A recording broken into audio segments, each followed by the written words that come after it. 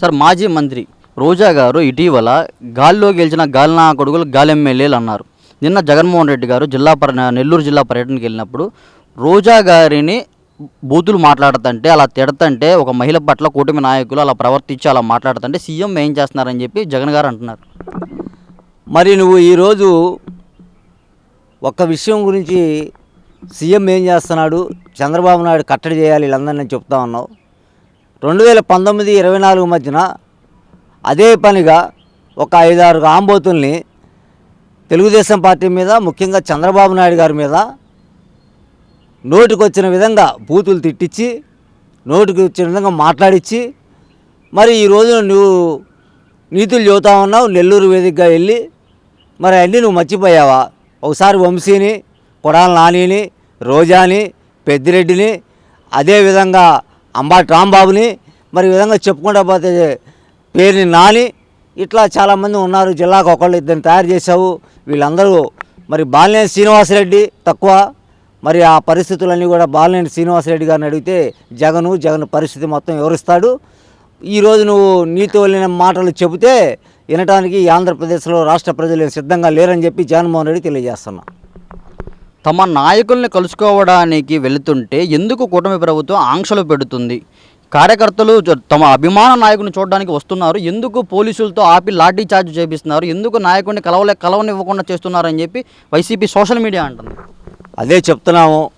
జగన్మోహన్ రెడ్డి పర్యటనకి వెళ్తుంటే వాళ్ళ జిల్లా అధ్యక్షులు కానివ్వండి, రాష్ట్ర పార్టీ కానీ ఇచ్చేటటువంటి పర్యటన వివరాల ప్రకారం అతను కలుసుకోవడానికి 500 మంది, ఒక్కొక్క చోట 1000 మందిని కూడా పర్మిషన్ ఇస్తూ ఉన్నారు.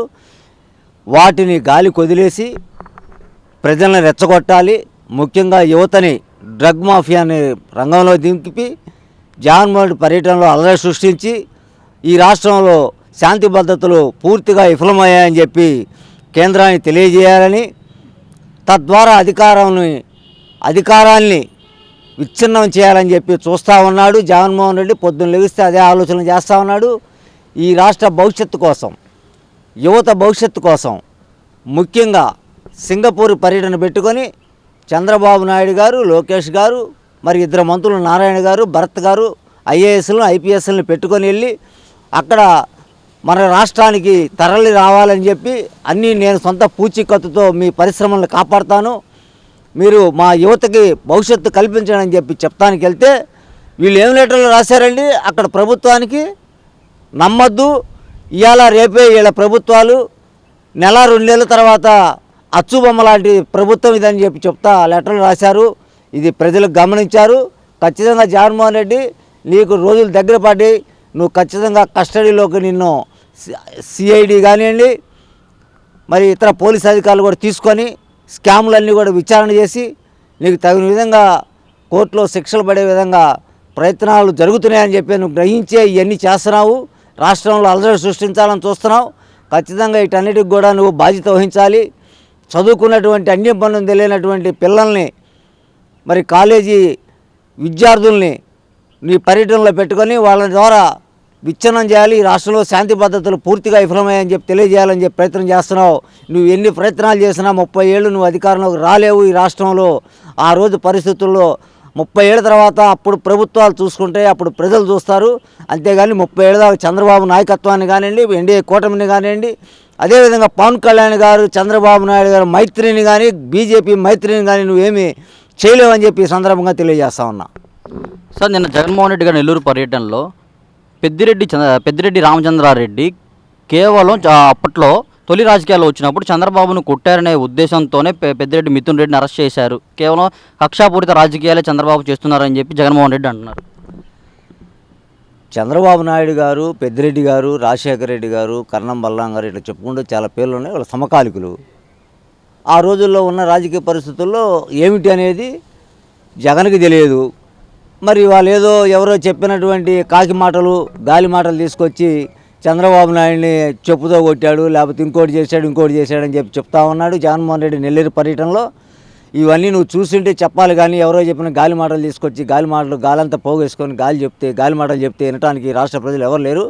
రాజకీయాల్లో ఒక ప్రొఫెషన్గా, ఒక లాయల్టీగా, ఒక రాజకీయ నేతగా పౌరుషం ఉన్నటువంటి తెలుగు గడ్డ మీద రాయలసీమ బిడ్డగా చంద్రబాబు నాయుడు అద్భుతమైన పాలన అందిస్తూ ఉన్నాడు. ఇప్పటికి 4వసారి ముఖ్యమంత్రిగా ఉమ్మడి రాష్ట్రంలో కానీ ఆ చీలిన ఆంధ్రప్రదేశ్లో కానీ యువతని ముందుకు తీసుకెళ్లాలని చెప్పి అనేకమైనటువంటి వినూత్నమైనటువంటి నైపుణ్యం కలిగినటువంటి పారిశ్రామికవేత్తలను ఈ రాష్ట్రంలో తీసుకొచ్చి అద్భుతమైన ఫలితాలు ఇవ్వాలి, యువతని ముందుకు తీసుకెళ్ళాలి, ఉద్యోగ ఆంధ్రప్రదేశ్ చేయాలని చెప్పి యువత కోసం తాపత్రయపడుతున్నటువంటి నాయకుడు. మరి అలా 75 ఏళ్ల వయసులో కూడా ఈ రాష్ట్రం కోసం అననిత్యం 18 గంటలు పనిచేస్తున్నాడు. మరి ఆయన పనిచేయడమే కాకుండా అటు పవన్ కళ్యాణ్ గారిని మరి అదేవిధంగా మోడీ గారిని మోటివేట్ చేసుకుంటూ ఈ రాష్ట్రంలో నాకు ఇది కావాలి, నా ప్రజలు అన్యాయం అయిపోయారు, రాష్ట్ర రాజధాని లేదు, మరి చదువుకోవడానికి ఎటువంటి సదుపాయాలు లేవు, మరి రాజధాని రాష్ట్రం చేసింది గత 5 సంవత్సరాల ప్రభుత్వం అని చెప్పి, అదేవిధంగా అన్ని రంగాల్లో విఫలమైనటువంటి ప్రభుత్వం గత 5 ఏళ్ళు 19-24 మధ్య అని చెప్పి మరి వాళ్ళని సమన్వయం చేసుకుంటూ ఇక్కడ రాష్ట్ర క్యాబినెట్ని సమన్వయం చేసుకుంటూ ఎంపీలని సమన్వయం చేసుకుంటూ ఎమ్మెల్యేని సమన్వయం చేసుకుంటూ ప్రజలతో మమేకమై రాష్ట్ర ప్రజారంజక పాలన నడిపిస్తున్నటువంటి ఎన్డీఏ కూటమి చంద్రబాబు నాయుడు గారిని ఎవరు ఏమి పీకలేరని చెప్పి సందర్భంగా తెలియజేస్తున్నాం. ఈ వీడియో నచ్చితే లైక్ చేయండి. అలాగే మా ఛానల్ ని ఫస్ట్ టైం కనుక చూస్తున్నట్టయితే ఇప్పుడే సబ్స్క్రైబ్ చేసుకుని పక్కనే ఉన్న గంట సింబల్ ని యాక్టివేట్ చేసుకోండి. అప్పుడే మేము పెట్టే ప్రతి వీడియో మీకు నోటిఫికేషన్ గా వస్తుంది. అలాగే ఈ వీడియో పూర్తిగా చూసినందుకు ధన్యవాదాలు.